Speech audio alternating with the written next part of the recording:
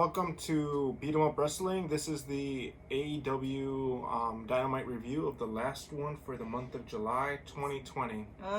July 29th. Yep. I couldn't remember what day it was. So it started off with the Inner Circle versus the Best Friends and Friends, which was Jurassic Express, Luchasaurus, and Jungle Boy. Where Marco Stunt's coming out with them. There was some good spots. Mostly, I like the Proud and Powerful doing their stuff together. They were really good on AEW's Dark, and it continued on to today. So I really like them showing what they do best. And I think they had the cleanest tag team moments, I want to say. Besides that, I feel like the couple of standout spots were throwing Marco. Yeah. Marco riding Luchasaurus. Luchasaurus' mask comes loose. That kind of did a little weird there too. Yeah. Sammy didn't have too many good spots either. It was a decent match all around, but yeah, there was something off about it. Yeah. I think it was just too many people, which makes me worried about next week's match. That's gonna have even more people involved in it. Yeah. Because this was a 5 versus 5, and it was just too much, I think. I think they tried to start hot out the gate, and it just was a little bit too much for them. So basically, Sammy's up at the turnbuckle, and he's about to deliver his move, and Matt Hardy comes out, and he pushes him off, and basically Luchasaurus does his kick and gets the win, setting up the match between Sammy and Matt Hardy, for next week. It's interesting to see Matt trying not to do his broken brilliance and all his characters and everything else, but we'll see how that progresses. He was himself, and I guess he's, even though his reincarnations have beef with Sammy, I guess every incarnation has beef with Sammy. I think this is more to do with him turning Sammy into babyface. I think it's setting up for that. I think that at least the match had some kind of payoff at the end, where you see Sammy have a storyline, and then this continues the Orange Cassidy Jericho storyline. They're gonna have a debate next week to set up for a match they'll have in 2 weeks. But other than that, like I said, it was just too much going on. Too much. Yeah, definitely. We get into a Mox promo. He basically says how Ricky Starks got mixed up with the wrong crowd. Calls them punk bitches. Bunch of other stuff. And Mox fashion. But it sets us up for the match of the night, which everybody was waiting for. The TNT Championship match of Cody versus Warhorse. This match was good. Match. I think this was the best match of the night. Yeah, it was match of the night. I'm calling it. It was match of the night. I really enjoyed it. It was just really good. Like, Warhorse looked really good. Cody gave him a lot of good spots. He sold a lot of spots. So there was one point where Warhorse went to go punch Cody, and Cody was too far and went to go block it. A little bit calculations there, but they never fought. Again, these are two guys that Warhorse has been in the Indies. Defending his title, going into Beyond Wrestling, doing his stuff, and Cody's been in AEW, so there's going to be some misses because they're not used to working with each other. But for this being the first time they worked with each other, this is a good match, good storytelling. Hitting the elbow drop. Yeah. I'm glad he got to do his elbow drop. He did the reverse figure 4 with head banging, and he just this was so good. For the people that follow Warhorse, like this was Warhorse showcasing some of his best stuff. Not his best match. He has had better matches, but of course it's because him and Cody haven't worked together. Yeah. But his 2 out of 3 falls and synergy was really good too. This was a good showcase for him. Yeah, definitely. A lot of people are Swole put out their rematch. Boy deserves a rematch. So is Warhorse All Elite? I don't know. We get to see him in one more weekend at Warrior Wrestling. We're looking forward to seeing him, Brian Cage, Brian Pillman, Joey Janela, Kylie Ray. Yep. It's a stacked card. It's going to be at the Marion High School football field. So social distancing, mask up. But we're looking forward to seeing Warhorse in person. It's going to be a good match. Yep. Definitely kudos to Cody, kudos to Tony Khan and the rest of the AEW people in the back that listen to the fans. Kudos to the independent wrestling community that got Warhorse. All the fans, Twitter, the power of social media. The attention, and Warhorse for just being an awesome social media guy. Really down to earth, really awesome. He has the package though. He has the look. He has the gear. Danhausen versus Cody. Right? He has the look, but for real though, like when you talk about people like the independents, everybody's throwing out how they want a chance. But like Warhorse was the epitome of what looked like you could be on TV. He was TV ready. The other person that I want to shout out that's doing a really good job trying to get attention, and if you guys have a chance, Jay Walker. Boom. He is doing some awesome videos, some cool promos. It'll be awesome to see him go against Cody. He is better known for wrestling Joey Janela's shirt. So go check him out. He's a Canadian champion holder. And the longest reign is Kenny. Almost. I think he did already. I don't know. He might have broken Kenny's record already. But he fought Kenny too. Check out some of his work. We interviewed him, so check that out. But like I said, total package, the vignettes, the personality, things like that. Warhorse had it, and you're TV ready. That's a big thing. Just somebody that's has a marketing background. That's something you look forward to, and Warhorse fit it perfectly. He looked amazing on television and transitioned over well. You didn't need to know anything about him to know that he was a thrashing guy. His gimmick just sold over. It was just a good match. I'm sorry I'm talking about it a lot, but for me it was match of the night. It was the match of the night. Yeah, it was match of the night. It was a good match. So then after the match, Silver and Reynolds come out and for some reason want to attack Cody. I'm guessing it's some beef that the Dark Order has with the Elite. Warhorse interferes to try to protect Cody from the onslaught. They beat up Warhorse, which means if I was a Dark Order, I would watch my back because now you got Effie, Danhausen, and Alley Cat. You got the other four. Yeah, they're gonna come and kick your ass. It was really cool. We got to see the Dark Order do their thing, and then we got a surprise. Yeah, Matt Cardona. Yeah, we have a little Matt around here. Yeah, Where's he at? Where's he at? Oh, there he is. Yeah, Matt Cardona come out. Yeah. Want to see it? Look at. Pro Wrestling. What was it? Crate. Yeah, Pro Wrestling Crate. You get micro brawlers. So we got him. And his shirt dropped. So he basically, I guess we could say, I don't know, he's not technically all elite yet because. But Pineapple Pete had a shirt. He's going that way. Yeah, so they're actually going to be facing off the Dark Order, him and Cody. So I already set up for a match for next week. I messed this up. That's all right. I think he's going to be the one to actually take the title from Cody. That'd be crazy. I still want to see all this. Because of his, from people that know him from WWE, his internet stuff, before wrestlers were really involved with the internet, he kind of was like a trailblazer. Yeah.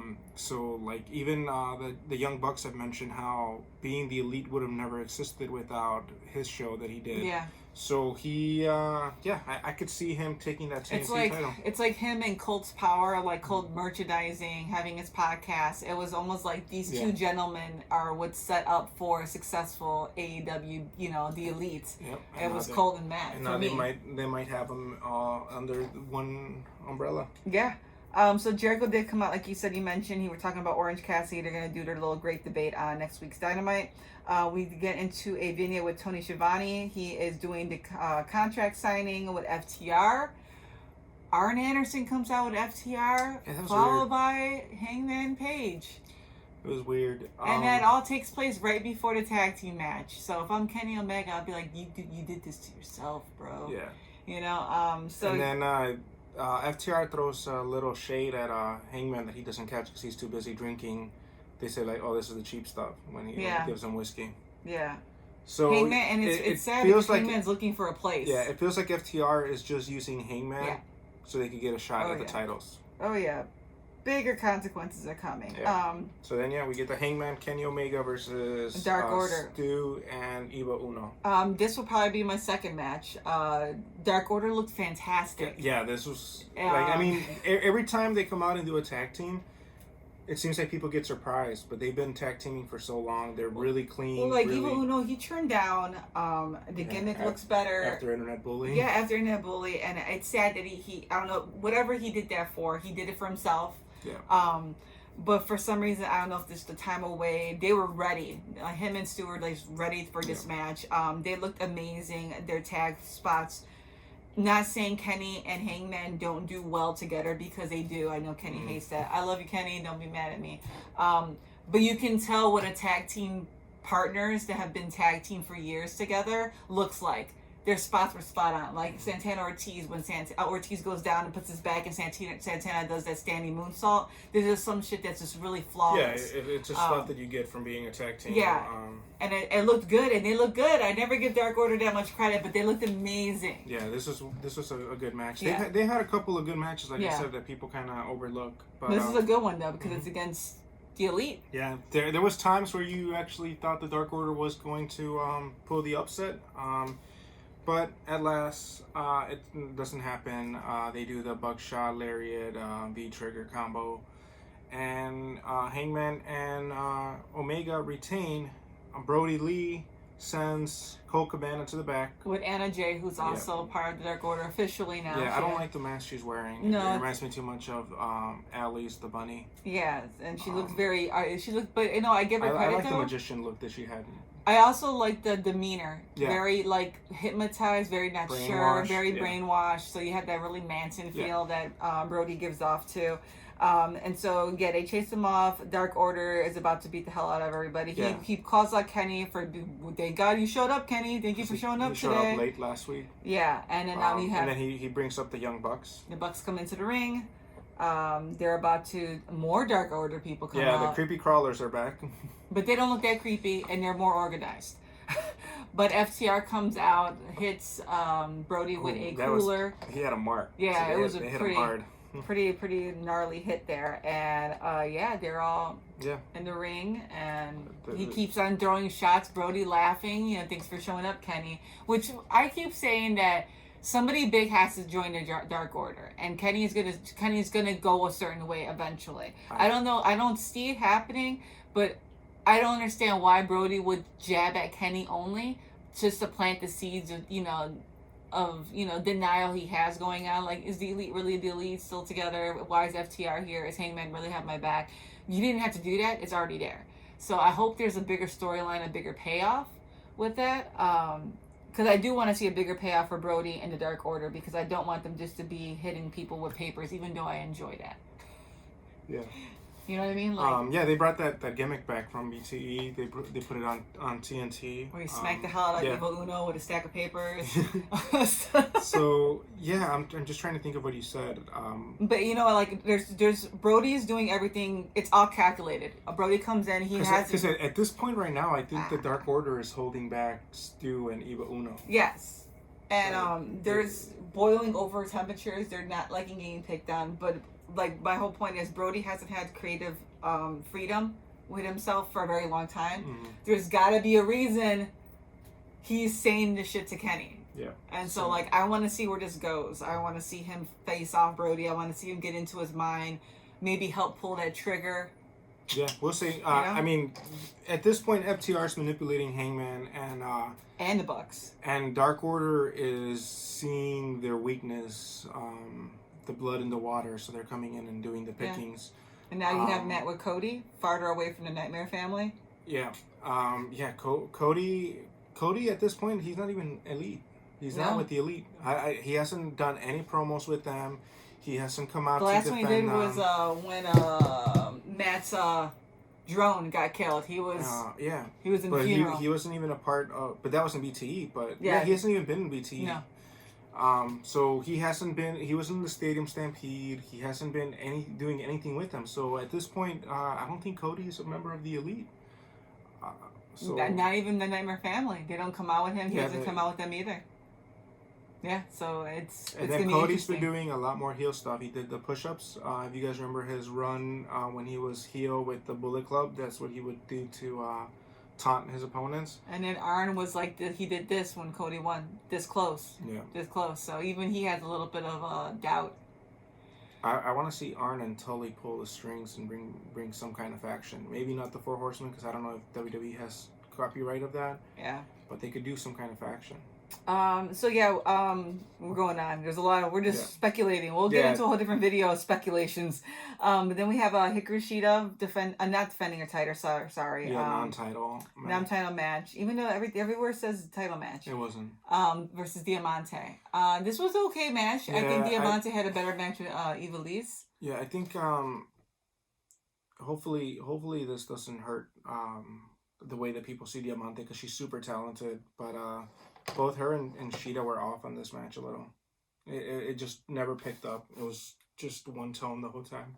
Yeah, and then Hikaru that gets the win. There's a few spots Diamante had some good moves though. Yeah, but it just felt like the whole match was just at one tone. It never really did, like, I don't know. It just didn't feel like how, like you said, the Ivelisse match with Diamante was really good, and then we get this, and it's just kind of like, and then for not seeing Hikaru Shida for a while, it just felt like, I don't know, like AEW.